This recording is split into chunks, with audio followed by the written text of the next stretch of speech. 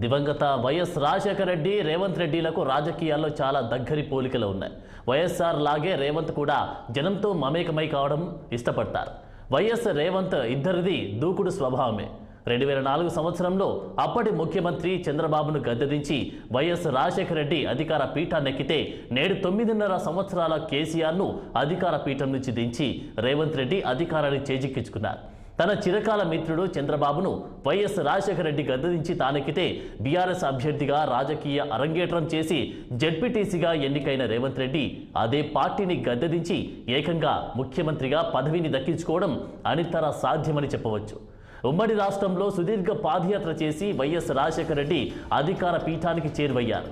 నేడు రేవంత్ రెడ్డి కూడా పాదయాత్ర చేసి అధికారాన్ని హస్తగతం చేసుకున్నారు. పార్టీలో పెద్ద ఎత్తున అసమ్మతి వెల్లువెత్తినప్పటికీ అధిష్టానం అండదండలతో రాజశేఖర రెడ్డి ముఖ్యమంత్రి పదవిని చేపట్టారు. తాజాగా రేవంత్ రెడ్డి విషయంలో కూడా అదే జరిగింది. పార్టీలోని పలువురు సీనియర్ నాయకులు వ్యతిరేకత వ్యక్తం చేసినప్పటికీ అధిష్టానం ఆశీస్సులతో తెలంగాణ ముఖ్యమంత్రిగా రేవంత్ రెడ్డి పదవి బాధ్యతలు చేపట్టబోతున్నారు.